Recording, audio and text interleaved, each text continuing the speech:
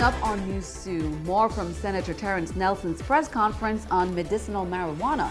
Members of the delegation said a medicinal cannabis trade will bring jobs, a new revenue stream for the VI, and even education. The United States Department of Agriculture is pushing some grants and loans that people across the territory could be eligible for, even those who have nothing to do with farming or livestock. Details, plus the latest Crime Stoppers report on how you can help solve crime and earn a reward in the process.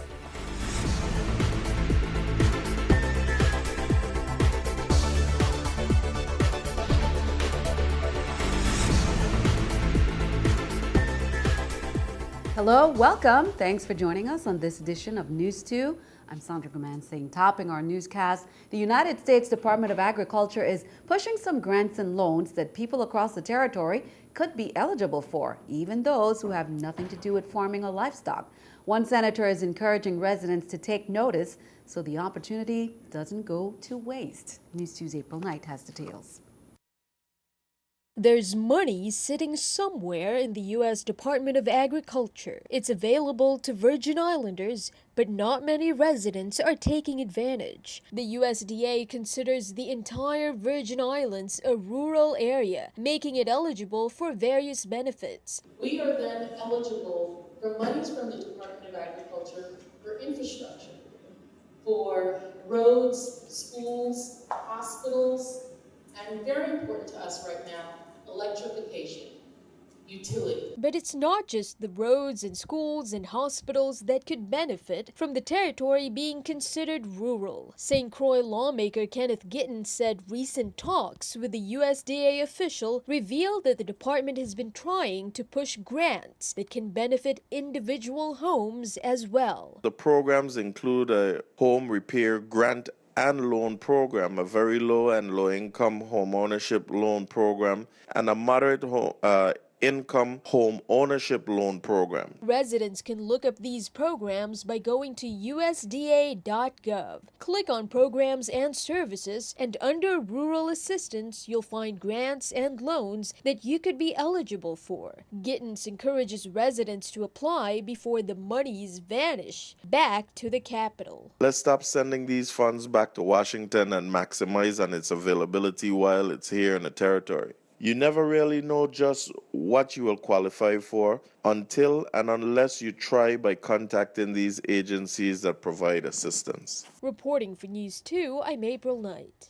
Again, to learn more about the USDA loans and grants, you can visit the Programs and Services section at www.usda.gov. During a press conference Tuesday, Senator Terrence Nelson reported his findings from a cannabis expedition last month. There are ups and downs to embarking on a cannabis industry, but residents want to try. News 2's Erica Parsons has more. Just one of my medications is $2,300 a month. Diana Wilson supports cannabis for medical use. As a user, consumer, I can say that with just a bit of oil, I replaced a basket full of medication. She and other members of the public want to see legislation move to bring a medicinal cannabis industry to the Virgin Islands. This is cannabis oil. This ain't smoking weed. This is cannabis oil. Proven to work. It's a medicine made from a plant. Senator Terrence Nelson and a small VI delegation met policymakers and industry experts during a recent trip to Washington State and Colorado. 13 agencies regulate the cannabis industry in Washington. Members of the delegation said a medicinal cannabis trade will bring jobs, a new revenue stream for the VI, and even education. We need trimmers, we need people to trim the trees, we need AC people, electricians, plumbers. It provides a lot of jobs. But what we need to do is train our young people. It will be challenging to implement. Banks can't accept money made from cannabis operations because of federal laws. Then, of course, the issue of the environment, the pesticides, fertilizers, etc., and how they affect groundwater supplies. So the fact that they are actually having conversations with the FDIC, with the EPA about these two issues should suggest to people that we should really be watching how these federal agencies relate to these questions that have been raised by marijuana in Colorado. Erica Parsons, News 2. Senator at Large Armando Rocky Liebert has introduced a bill that would give the Economic Development Authority more flexibility when it comes to negotiating tax benefits packages for businesses applying for tax exemptions. The bill would also create a system where businesses receiving exemptions will gradually be weaned off of the full tax exemptions they currently enjoy. According to Liebert, the territory should not be in the business of running what he called corporate welfare, and that the EDA tax exemptions were never meant to be permanent benefits. In other news, more than 100 graduates strutted across the stage of the University of the Virgin Islands St. Croix campus Wednesday. UVI held commencement ceremony for the class of 2015. They represent the golden class because of the 50th anniversary of the school's first graduates. University President Dr. David Hall recognized the members of the first graduating class from 1965, and the class of 2015's representative gave some sound advice. While composing this speech, I thought of all the things I would love to hear, like, you have completed the hardest parts of your journey. The rest of it will be a piece of cake. Or with this degree, we will be awarded the job of our dreams. In reality, we have to continue to take the path that has led us to this success to achieve the more we want in life.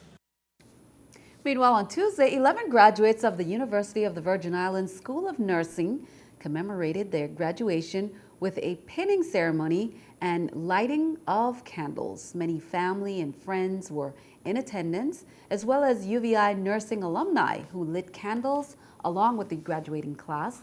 The ceremony was held at the St. Thomas Reformed Church, and nurse pinning ceremonies were held Monday on St. Croix's campus. Congratulations to all the nurses.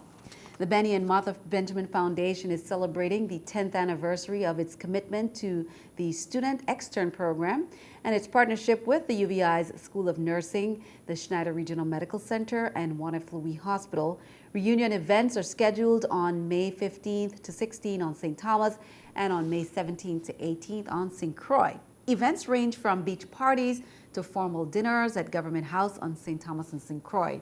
The foundation provides training to UVI nursing students. More than $280,000 has been donated to the hospitals and over $780,000 donated in scholarships and grants for educational materials and equipment purchased to UVI since 1992. A throng of enthusiastic hospital staff filled Schneider Medical Center's lobby Wednesday morning as the hospital honored its employees who have achieved certain lengths of service. The lively event, which is part of the National Hospitals Week celebration, was attended by lawmakers as well as St. Thomas Administrator Lawrence Bishalty. During the ceremony, hospitals officials recognized Schneider staff who they say make the hospital work in unified spirit. Everybody here works together, and even though it's hospital week, the HR team spearheaded it, but believe me, administration was on board, nurses were on board. Last week was nursing week. We helped them, they help us, and people just really turned out for this event. It builds and builds and builds, and we want to honor our employees' hard work. I did not expect many people to show up. After all, it is a weekday, it is a work day. A lot of people just came here from home just to be here. To me, it was very rewarding.